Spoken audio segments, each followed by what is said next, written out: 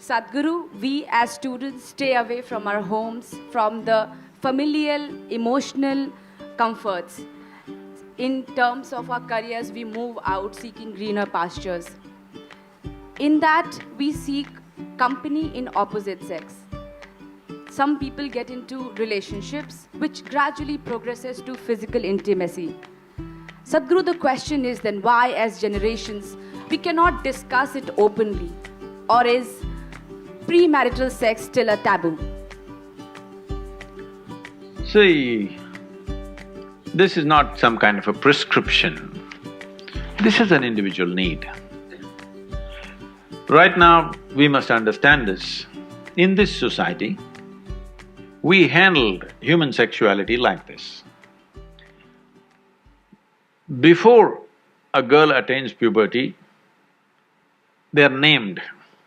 This is the boy you're going to marry at the age of 6 or 7. They don't marry, but they keep telling him, your uncle's son, this guy, you're going to marry him, you're going to marry him.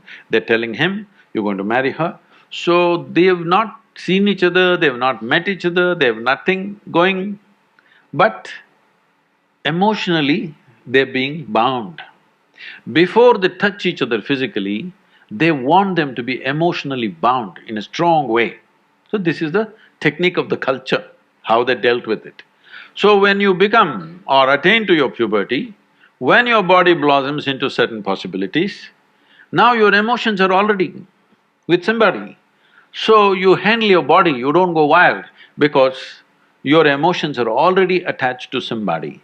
So by the time they're 15, 16, the girl gets married. By the time they're 17, 18, the boy gets married. They get into agriculture or business or whatever, their activity.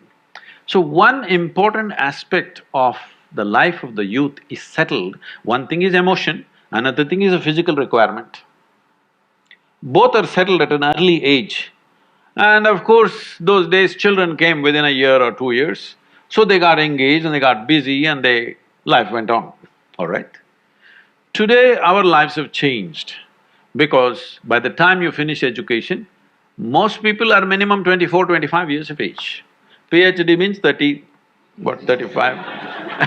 I don't know what It depends how kind your professor is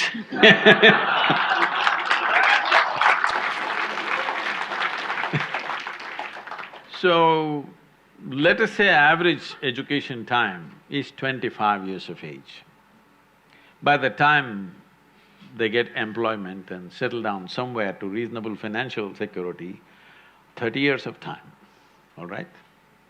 The peak of human hormonal function is between 15 to 30. You're not teaching people some ascetic way to live. You're not giving them some sadhana that they're transforming their energy into some other possibility and attaining to something else. There is no such thing. And there's close proximity with the opposite sex. If you don't want to address it, then you will create an unhealthy society, very unhealthy society, which unfortunately is finding expression in violent ways in our society because we've not addressed the fundamental needs of a human being. First thing is nourishment. If nourishment is taken care of, you must understand, nourishment is survival. Once survival is taken care of, naturally the species, this is not even individual, the species that you are is longing to reproduce. This is how it's built. It's longing to reproduce because this is survival of the species. If people don't reproduce, there is not going to be human race, isn't it? So, your body and your mind plays many tricks, and how when you look at somebody, you suddenly think they're the most beautiful, suddenly you think they're the most fantastic, you will discover later many things.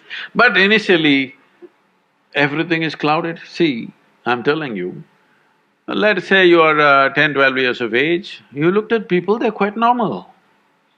Suddenly you became 14, every little bump on somebody's body is a world by itself simply because your hormones begin to influence everything. In a way, your intelligence is hijacked by your hormones. Now, this is not to be judged as bad or good, this is a natural process. There may be a few people who will go beyond that. It's fantastic for them if they can go beyond that. They're not compulsive about it, they went beyond it, fantastic for that person. But you expect the whole society to go beyond it, you're just stupid. Such a thing doesn't happen. So, definitely the debate of when and how sexuality should happen has to come in. But now, we are still having a certain cultural aspects to us that we are an emotional lot. We are still an emotional lot. People suffer immensely when things happen without the needed emotions. A whole lot of people at least. There may be a few people who are above that, but a whole lot of people suffer. So, for our country, for our society, how to deal with this without causing a major disruption in the social structure is something that we must debate. We must do research on it, how to do it.